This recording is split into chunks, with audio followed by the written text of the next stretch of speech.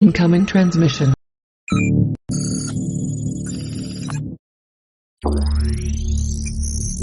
Hello guys, मैं हूँ deci take solutions की तरफ से और आज हम बात करेंगे व्हाट इज डोमेन नेम और डीएनएस क्या होता है। हम डीएनएस के बारे में जानेंगे और डीएनएस सर्वर कैसे काम करता है वो भी देखेंगे।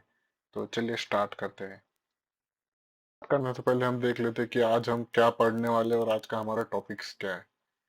तो सबसे पहले हम जानेंगे कि what is domain name, domain name क्या होता है, व्हाट इज डीएनएस, डीएनएस क्या होता है, और जो डीएनएस है उसके सर्वर्स कौन से, उसके टाइप्स कौन से हैं, record name in DNS and their use, जो भी रिकॉर्ड नेम्स होते हैं, जो भी रिकॉर्ड्स होते हैं इन डीएनएस में, वो उसके बारे में जानेंगे और उसके यूज क्या होता है वो भी जानेंगे। What is zone file, DNS में जोन फाइल क्या काम करती है, कैसे इसका यूज होता है उसके बारे में भी जानेंगे। तो गाइज आज का हमारा पहला टॉपिक है what is domain name. Domain name क्या होता है?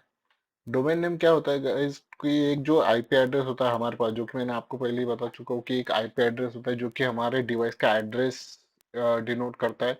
और हमारे डिवाइस का जो भी आईपी अलोकेट होता है थ्रू द इंटरनेट और थ्रू द पब्लिक आईपी और जो भी प्राइवेट आईपी हमारे डिवाइस को मिलता है, वो आईपी हम एग्जैक्टली याद नहीं रख सकते, इसलिए हम डोमेन नेम यूज कर सकते हैं। मतलब लेट अस कंसीडर किसी सर्वर का आईपी एड्रेस है, आप थोड़ी ना उसका जो आईपी एड्रेस है वो याद रखोगे, इसलिए उसका जो आईपी एड्रेस को कन्वर्ट करके एक डोमेन नेम रख दिया जाता है। मतलब वो डोमेन नेम डिनोट करता है उस आईपी एड्रेस को, वो होता है डोमेन नेम। और ये क्या होता है, इजी टू रिमेम्बर होता है, मतलब आप इसको जल्दी से याद रख सकते हो। आप वो 192.168.24.01 ऐसा कुछ याद रखने से अच्छा आप डायरेक्ट गूगल.com, ये क्या है, ये देखो यहाँ पे एक एग्जांपल भी देकर रखा है मैंने, गूगल.com ये अपन याद रख सकते हैं। लेकिन जो आपको पता होगा गूगल.com एक आईपी एड्रेस डिनोट करता है। अगर आप ये सर्च करते हो तो एक आईपी एड्रेस जाके सर्च होता है, ये आपको बैकग्राउंड में दिखेगा नहीं, लेकिन जब भी आप गूगल.com सर्च करते हो तो एक आईपी पीछे जाके सर्वर से रिट्राइव होके आता है। तो यहाँ पे जो आईपी एड्रेस होता है ये उसका डोमेन नेम है। तो उसी तरह फेसबुक का भी जो आईपी एड्रेस होता है उसको डोमेन नेम दिया है facebook.com। तो इसका भी एक आईपी एड्रेस होता है और ये इसका डोमेन नेम है। तो इसलिए ये यूज किया जाता है क्योंकि ये इजी टू रिमेम्बर है, इसलिए डोमेन नेम यूज किया जाता है। तो ये है डोमेन नेम। हमारा नेक्स्ट टॉपिक है व्हाट इज डीएनएस। डीएनएस क्या होता है? डीएनएस का मैं फुल फॉर्म बता देना चाहता हूँ, ये है डोमेन नेम सिस्टम। डीएनएस का फुल फॉर्म है डोमेन नेम सिस्टम। मतलब क्या होता है, किसी भी सर्वर में अगर हम किसी भी डोमेन नेम्स, किसी भी आईपी एड्रेस के डोमेन नेम्स अगर स्टोर करते हैं तो हम उसको बोलेंगे डीएनएस सर्वर। तो जो डीएनएस सर्वर होता है ये क्या करता है, डीएनएस क्या होता है, एड्रेस बुक ऑफ इंटरनेट। मतलब जो भी एड्रेस है, जो भी आईपी एड्रेस है, उनके नाम स्टोर करने के लिए ये डीएनएस यूज होता है। जो भी डीएनएस होता है वो क्या करता है, जो भी आईपी एड्रेस है वो क्या करता है, डोमेन में ट्रांसलेट करके रख देता है। मतलब लेट अस कंसीडर किसी गूगल का एक आईपी एड्रेस है, जो कि मैं आपको पहले बता चुका हूँ, वो गूगल.com एक डोमेन नेम में ट्रांसलेट करके रखा हुआ है। तो ये जो डीएनएस में क्या होता है, जो पूरा डेटा होता है वो एक जोन फाइल में से होता है। यहाँ पे देखो मैंने पॉइंट डाला है, store all the data in the form of recorded in zone file. तो ये जो सारा डेटा होता है डीएनएस का, ये डीएनएस जो भी आईपी एड्रेसेस है, ये जो डीएनएस का सारा डेटा होता है वो एक जोन फाइल में सेव होता है। तो हम जोन फाइल के भी बारे में देखेंगे। तो ये होता है डीएनएस। तो गाइस हमने डीएनएस के बारे में जान लिया, हम उसके अभी इसके बाद जानते हैं what is types of DNS server. जो भी टाइप्स है डीएनएस सर्वर के हम उसके बारे में जानते हैं। तो यहाँ पे देखो मैंने तीन टाइप्स दिए, DNS stubs resolver server, DNS recursive resolver server और डीएनएस ऑथोरेटिव सर्वर। मतलब ये क्या होता है, मैं आपको एक एक के बारे में, सबके बारे में बताता हूँ कि एग्जैक्टली ये हर एक टाइप क्या काम करता है डीएनएस सर्वर का। तो गाइस ये डीएनएस स्टब्स रिजॉल्वर सर्वर क्या करता है कि ये क्या करता है, ये डीएनएस सर्वर की जो भी कॉपीज है, लेटेस्ट कंसीडर हमारे पास ये एक डीएनएस सर्वर है और ये सेकेंड डीएनएस स्टबज़ोन सर्वर क्रिएट करता है। जो कि क्या करता है, ये जो डीएनएस सर्वर है यहाँ के सारी कॉपीज और कुछ रिकॉर्ड्स उसमें से कॉपी कर लेके अपने पास रख देता है। ये कब होता है मैं आपको इसको एग्जांपल से समझाऊंगा तो आप अच्छे से समझ जाओगे। लेटेस्ट कंसीडर हमारे पास ये एक कंपनी और एक सेकेंड कंपनी। अब ये दोनों कंपनी कुछ XYZ.com है, ठीक है, XYZ.com, ठीक है, और यहाँ पे ABC.com, ये है ABC.com। तो ये दोनों कंपनियों का अगर लेटेस्ट कंसिडर ये मर्जर हो गया, तो भी इनके जो डीएनएस सर्वर है, इनके जो भी डोमेन सिस्टम्स है, ये तो अलग अलग है। तो भी इनको अगर, जब ये मर्जर नहीं हुआ था तो ये कैसे कम्युनिकेशन कैसे करते थे, इन दोनों का कम्युनिकेशन होता था थ्रू द .com सर्वर, जो कि मेन डीएनएस सर्वर है उसके थ्रू। लेकिन अब इन दोनों का मर्जर हो गया तो इनका भी जो कम्युनिकेशन है वो कम्युनिकेशन लेवल बहुत बढ़ जाएगा। तो इनको ये वाला रूट फॉलो ना करते हुए, जो कि एक रूट रूट सर्वर होता है, वहां से जाके ये एक मेक के साथ कम्युनिकेट कर सकते थे। लेकिन अभी ये थोड़ा लंबा रूट होता था, इसके लिए थोड़ा टाइम भी लगता है, थोड़ा कम्युनिकेशन लैग आता है। सो अभी ये डायरेक्ट कम्युनिकेट करना चाहते हैं, तो हम इसके लिए जो एक बीच में सर्वर क्रिएट करते हैं जो कि होता है स्टब जोन। तो हम एक डीएनएस सर्वर यहाँ पे स्टैब्लिश करते हैं जिसे बोलते हैं स्टब जोन सर्वर। तो ये क्या करता है, एक फिक्स किसी भी एक तो XYZ या तो abc.com किसी भी एक तो परमानेंटली फिक्स रहेगा, जो भी सर्वर जिस साइड में भी क्रिएट होगा। एक one sided server stub zone create होता है। ये क्या करता है, यहाँ इस सारे डीएनएस सर्वर के जो भी ये वाले इस कंपनी के जो भी डीएनएस सर्वर में जो भी सारे रिकॉर्ड्स थे, ये अपने इसमें कॉपी कर लेता है। जो भी रिलेटेड रिकॉर्ड इसकी जरूरत पड़ती है सब कॉपी कर लेता है, जब भी इसको लगते हैं तो वो उसको एक्सेस कर लेता है, जो कि फ्रिक्वेंटली एक्सेस हो सके। सो जो ये स्टब जोन तभी क्रिएट होता है अगर किसी कंपनी का मर्जर हो गया है, या किसी कंपनी ज्यादा कम्युनिकेशन कर रही है, ज्यादा इंटरेक्शन हो रही है, या पार्टनरशिप में आ गई।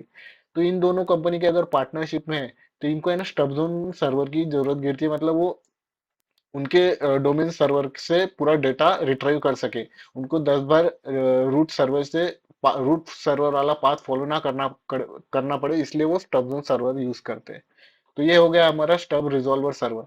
तो ये एक रिजॉल्व कर देता है प्रॉब्लम, जो कि हमारा रूट फॉलो ना करना पड़े, इसलिए हम ये बीच में सर्वर यूज करते हैं। उसके बाद हम बात करते हैं डीएनएस रिकर्सिव सर्वर रिजॉल्वर के बारे में। तो ये क्या होता है हम इसके बारे में देख लेते हैं, थोड़ा सा स्क्रीन क्लियर कर लेता हूँ।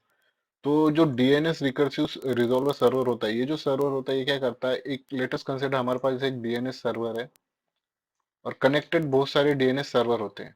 ठीक है।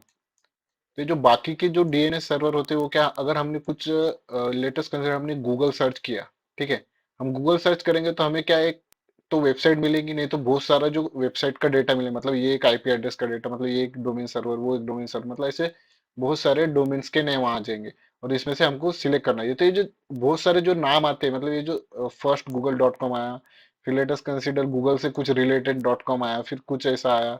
आप अगर कुछ abc.com सर्च करते हो लेकिन वो xyz.com भी आ रहा है, ये भी आ रहा है, ये भी आ रहा है, आपको उसमें से सिलेक्ट करना पड़ता है गूगल पे। तो ये जो बाकी के आ रही है ये कहाँ से आते हैं, ये कनेक्टेड डीएनएस सर्वर से आते हैं। कि वह क्योंकि इसके पास ये गूगल.com इसके पास अगर नहीं होता तो ये क्या करता, जो बाजू वाले डीएनएस सर्वर है वहां से चेक करके लाता। लेकिन जो रिकर्सिव सर्वर है, मतलब ये जो डीएनएस रिकर्सिव सर्वर ये क्या करता, अगर इसके पास गूगल.com या ऐसा कोई abc.com वाला अगर ये डीएनएस सर्वर का डोमेन नेम नहीं है, तो ये क्या करता, डायरेक्ट एरर भेज देता कि नहीं हमारे पास ऐसा कोई डोमेन नेम सर्वर नहीं है।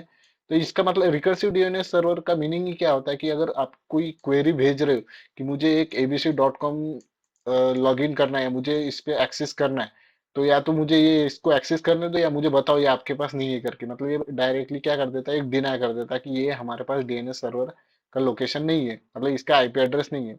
डोमेन नेम क्या होता है, डोमेन नेम मतलब होता है आईपी एड्रेस। अगर आप किसी भी डोमेन नेम को अगर सर्च कर रहे हो तो ये उसका आईपी एड्रेस आपको भेजेगा और आप उससे सर्च करोगे। लेकिन अगर इस रिकर्सिव सर्वर के पास अगर वो डोमेन नेम का आईपी एड्रेस नहीं है, तो वो क्या करेगा, डायरेक्ट नहीं करके या डिनाई करके क्वेरी का रिप्लाई दे देगा। लेकिन जो बाकी के सर्वर होते हैं वो क्या करते हैं, अगर आपके पास वो उस डीएनएस सर्वर का आईपी एड्रेस नहीं रहा उस सर्वर के पास, उस डीएनएस सर्वर के पास, तो क्या करता, अदर जो डीएनएस सर्वर है उनके पास एक क्वेरी सेंड करता है और वो इटरेटिव फॉर्म में घूमते रहती है, कहाँ पे, जब तक उसको वो डोमेन नेम नहीं मिल जाता, मतलब उस डोमेन नेम के लिए आईपी एड्रेस नहीं मिल जाता, तब तक वो पूरे सर्वर्स के इसमें सर्वर्स के नेटवर्क में घूमते रहता है। और तब जाके हमें वो डेटा रिप्लाई में मिलता है। लेकिन रिकर्सिव में वही होता है, अगर आपके पास इस डोमेन नेम का अगर आईपी एड्रेस नहीं है तो आपको डायरेक्ट डिनाई का ऑप्शन आ जाता है, मतलब डिनाई का रिजल्ट मिल जाता है। तो ये होता है रिकर्सिव सर्वर। बाद आता है हमारा डीएनएस ऑथोरेटिव सर्वर। ये सर्वर वो सर्वर होते हैं जो कि स्पेसिफिक वेबसाइट पे काम करते हैं। Let us consider amazon.com। amazon.com क्या है, एक वेब सर्वर है जिसका सेपरेटली एक डीएनएस सर्वर होता है जो कि ऑथोरेटिव सर्वर होता है।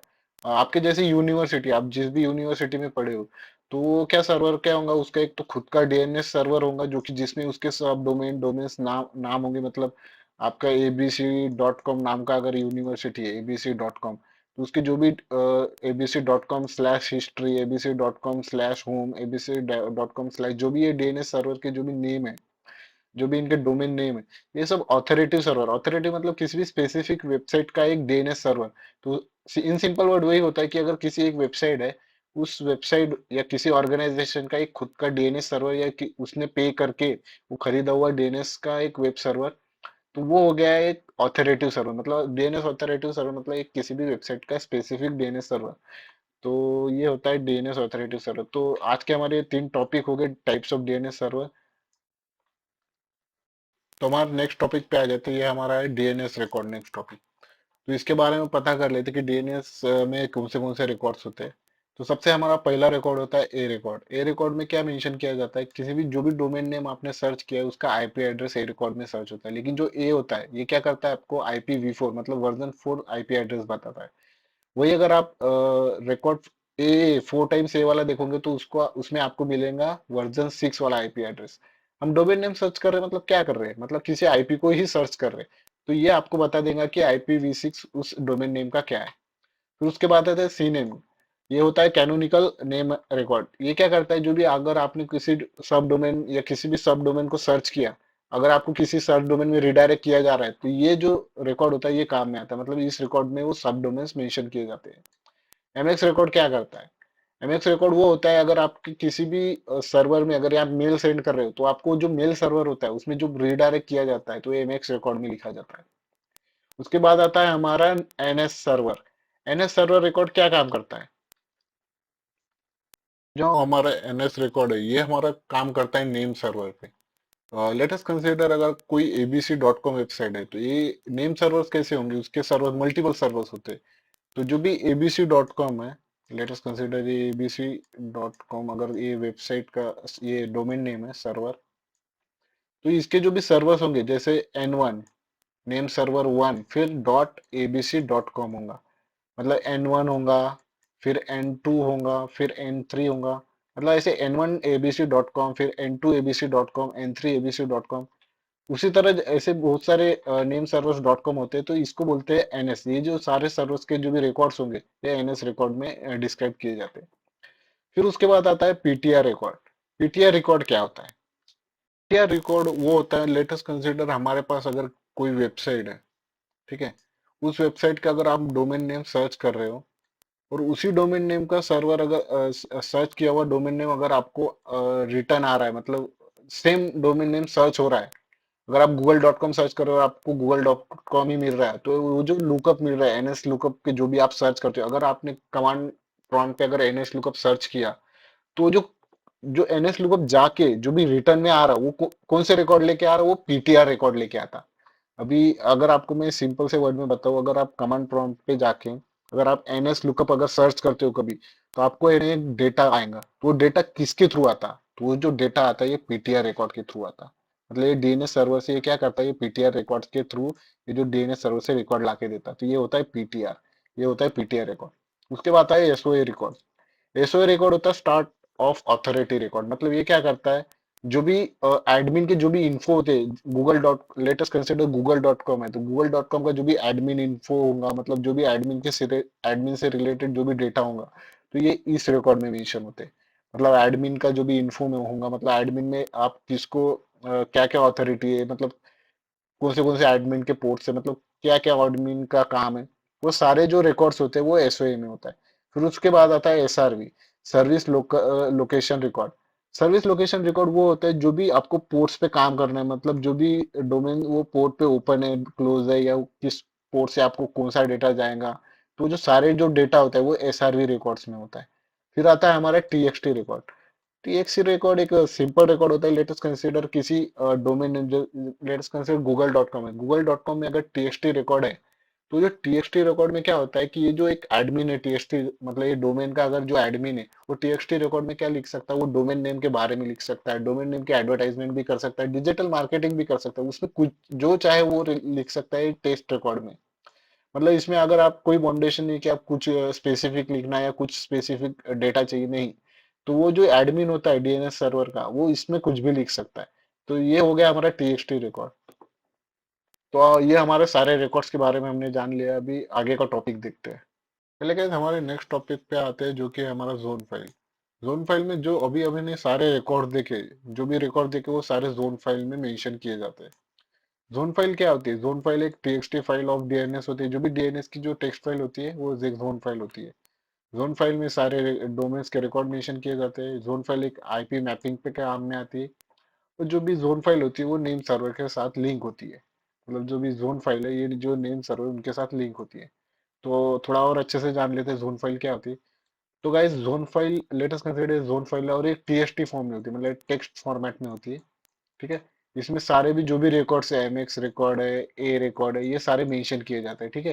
ये सारे रिकॉर्ड इसमें मेंशन किए जाते हैं। और आपको इसका मेन पॉइंट बता दूं, ये एवरी 4 आवर्स में रिलोड होते रहती है या अपडेट होती रहती है। मतलब अगर ये एवरी 4 आवर में अपडेट होती रहती है, जो भी इसमें का डेटा है वो अपडेट होते रहता है एवरी 4 आवर में। तो ये टीटीएल करके होता है, टाइम टू लीव। तो टाइम टू लीव करके एक ये मेथड, उसके थ्रू ये एवरी 4 आवर में अपडेट होती रहती है। जो जोन फाइल का मेन काम है, मतलब मेन काम मतलब जो आईपी और जो डोमेन है, मतलब जो हम आईपी हमारा है और जो डोमेन है हमारा जो कि हम सर्च करते हैं, तो इन दोनों में जो लिंक करने का काम करता है वो करता है जोन फाइल। जोन फाइल के थ्रू ही आईपी और डोमेन लिंक होते हैं। तो ये हमारा जोन फाइल का मेन काम होता है। तो थोड़ा बेसिक्स पढ़ लिया है। हम जब हम स्कैनिंग करेंगे या जब भी हम नेटवर्क स्कैनिंग करेंगे, राउटर स्कैनिंग करेंगे, तो जो भी हम डेटा आएगा, हम डेटा के बारे में वो कहाँ से आ रहा है, डीएनएस के क्या क्या रिकॉर्ड्स है, किस किस तरह से हमने स्कैन किया और क्या क्या रिकॉर्ड्स हमको रीड करने के बाद क्या क्या इन्फॉर्मेशन मिलती है, हम उसके बारे में जानेंगे।